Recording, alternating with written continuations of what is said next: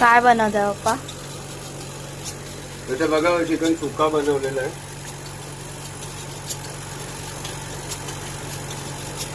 त्याला परतून घेतलंय आणि तिकडे जिरा राईस ठेवलाय.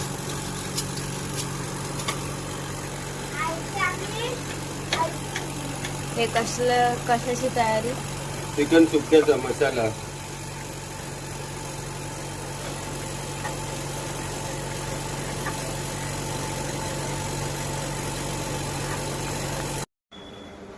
आणि हे बनवलेलं आहे आम्ही चिकन मसाला.